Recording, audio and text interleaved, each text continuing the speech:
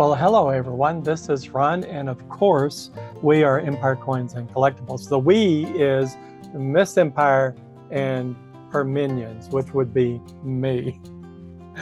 We have a lot of laughter. I think I've said that in the past, but we've found some new finds. We were out treasure hunting, as we do quite often.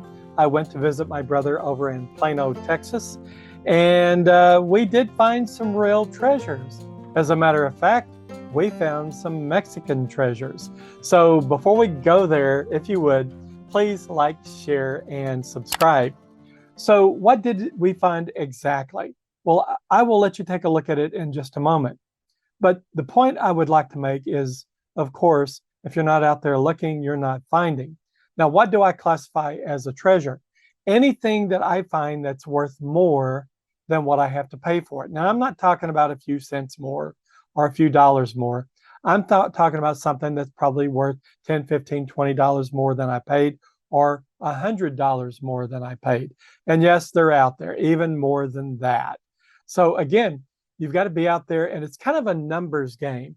The more you're out there looking, the more coin shops and pawn shops and gold and silver shops and garage sales that you go to, the more likely it is that you're going to find coins. And in the number of coins that you find, you're going to often find the treasures. So with that, what I'm going to do is change the camera and let you take a look. I went to visit my brother, and we stopped at Lone Star Mint, which is a coin shop over in Plano, Texas. They always treat me right. I try to stop by and see them each and every time I'm over there. And I'm over there probably once every month, every other month. And I tend to do quite a bit of business. And I bought 11 coins from them. I spent somewhere in the neighborhood of probably about $315 total. And I got something in the neighborhood, if you're just talking about silver content, I got something like 7.2 ounces of silver. Now, the silver is the intrinsic value of silver coins. You multiply by the spot price of silver and the fraction of ounces that coin is, and you'll get the silver value. But you see, the thing is, there's an extrinsic value to most coins, and that is the collector's value. So even though something may have $18 or $20 worth of silver melt value, the collector value might be tens or hundreds or thousands of dollars, depending on the coin, the condition, the age, the rarity, the collector's interest. This coin here, I was exceedingly pleased to find. And I'll show you a few more after we get through talking about this one. But this coin is a Republic of Mexico 8 reales coin. And it was minted in 1886. And it was minted in the Zacatecas Mint there in Mexico. Now, I want to show you something. The beauty about these coins here is that they are many and numerous, and there's a lot of variety in them, dependent on the mint and the mint marks.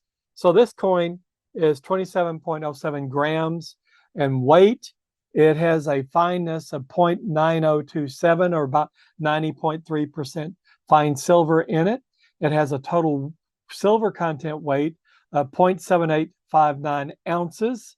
So it's a pretty hefty little coin, not quite an ounce, a little over 3/4 of an ounce, you might say.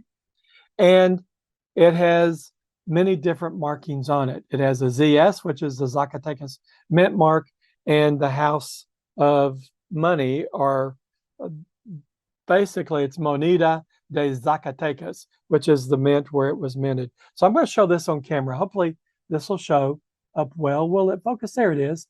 So these are the different mints in Mexico, and you have to look for these.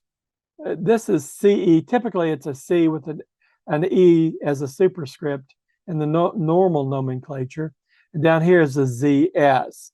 And the coin we have is ZS. So it was minted in the Zacatecas, Casa de Moneda de Zacatecas. That's House of Money, or the mint, where Mexico minted this particular coin. And if I can keep from bumping it, if we scroll on down, there is a number of other varieties of mint marks.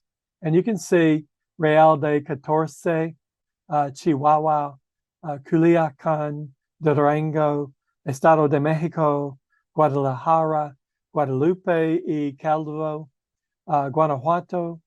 And I mean, you can go on down. So all these little mint marks here show up on the coin. So the only reason why I'm showing all of this to you is you could set up and make a collection, a significant collection that would take you a while to fill and complete as currency. Years 1824 to 1897. So pretty significant, isn't it? So it's a beautiful coin, and it has high interest to me because when I think about artwork and coins, I think of two countries besides America, you know, with the walking liberties. Those are just gorgeous coins. But I think of China with the pandas, and I think of Mexico with the libertades. And here, this is Liberty's hat, and you can see Libertad or Liberty right there is inscripted on the hat, and the rays coming forth from it. Now, this coin is a real treasure because it was sold to me as an 1888. An 1888 that was on the original store container that this coin came in. And I thought, well, that's interesting. The ZS, the 1888. And when I looked at it a little closer, I saw something curious about the 8, which is the last digit in the year. And it didn't quite look like an 8. So let me do this. I'm going to go over to the coin microscope and let you get a really close look at this. And then at the end, we'll talk about, did I find a treasure or not? So here it is. What we're going to do is start here. And I'm going to see if I can make that a little finer. You can see the detail. Now, we know that a die crack, after our many conversations, is when a die cracks and then is used to mint a coin, the metal on the planchet flows up and into the die crack, which makes it a high relief on the coin that it just minted. And obviously, we can see that this is ridge-like in its structure. So it starts right down here, and we're going to rotate the coin and watch it go across the top of the coin. And we see that a piece of the die must have fallen out right there, right? And then we follow it on around. Let me kind of reorient the light. And look, another die crack, what looks like a die crack starts right there. Now, the reason why I think it's a die crack and not struck through like a wire would be pretty straight. Die cracks are kind of jagged when the die reaches end of life and it's under great stress and it fractures. There's no straight line of the fracture typically. It's going to be kind of jagged. And that's what we're seeing right through here. Again, the piece of the die fell out and then it comes across there. And this one comes across the rays that are emanating from Liberty's cap. And we rotate it around and notice it is following the periphery of the coin inside the edge of the coin, which is kind of unique. I've never seen that. Most of the die cracks I see are across going out toward the edge of the coin, not following the periphery and circulating around the coin. So that's kind of unique. And then over here, we have some unique structures right there. This looks like it's laminating, that flakes of the planchet are coming off, not quite separated, but it looks like they're ready to lift. That's what that looks like to me, a delamination rather than a die crack. But who knows? And there's some damage over here to the coin. Now, if we follow that die crack on around, notice it stops right about here, but picks up here and begins to continue flowing on around the coin. And it goes through the 20 G and follows into the 10D, which is a measure of money at that time, and grains.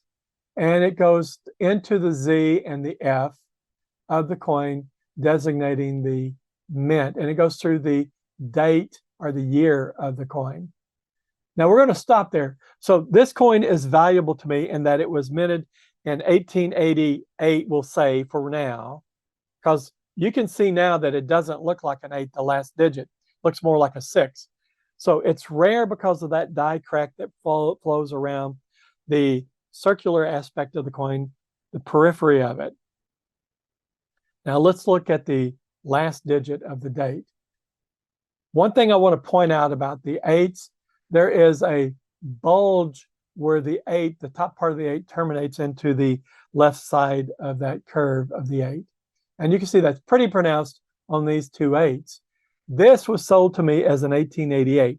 This is not an 8 because you don't see that right there. However, you see that bulge over here, which very much indicates to me that this is not an 8, but a 6. So what I'm going to do is go down a little bit and refocus so you get a closer look. And you can see that more dramatically.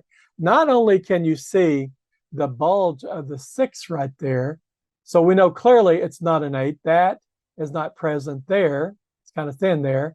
And this is kind of thin and not a bulge there. So we know that this is a 6, not an 8.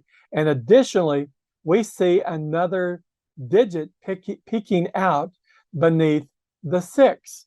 So that would suggest to me, if we look up here where the 6 bulge occurs, there's some arcing of material down here. It looks like this is a 6 minted over an 8. Now I went and looked at the references that I had, and I did a quick periphery or a quick check on the internet, and there were other years that had a 6 over 8. I could not find an 1886 over 8 that was a Zacatecas minted coin. And again, this is the House of Money, the mint at Zacatecas, right? So kind of a unique coin. Two things going for this coin. It is a die crack, which is kind of unique, going peripherally around the coin, inside the edge of the coin. And it looks like it is a 6 over an 8. Now, I will send this coin in to probably NGC.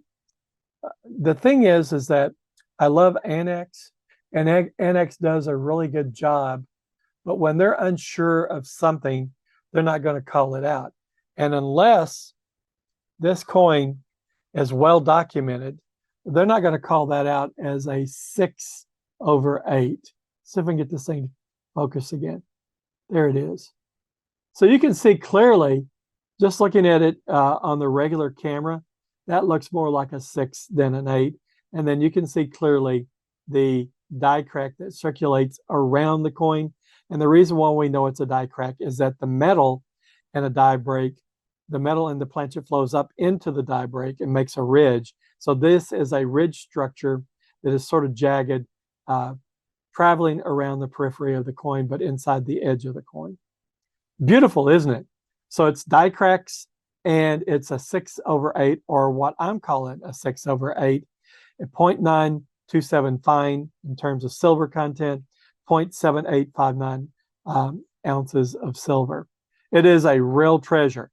How much did I pay for it? I paid $45. By the way, the coin looks in really good shape. Look at the reverse. Look at the eagle with the snake in its mouth. That is emblematic of Mexico. That's its state emblem. You'll see it on its flag.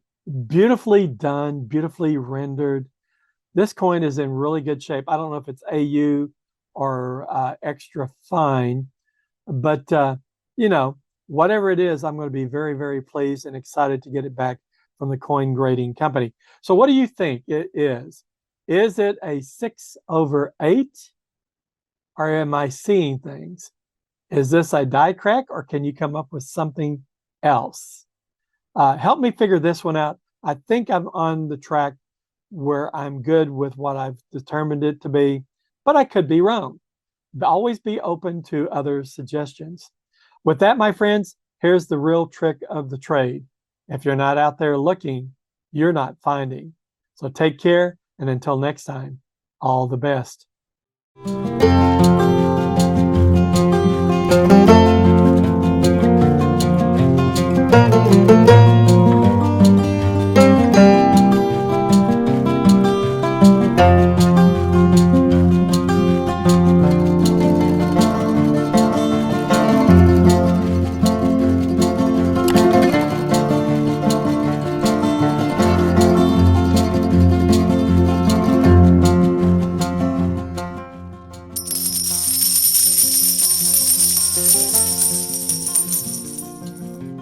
you.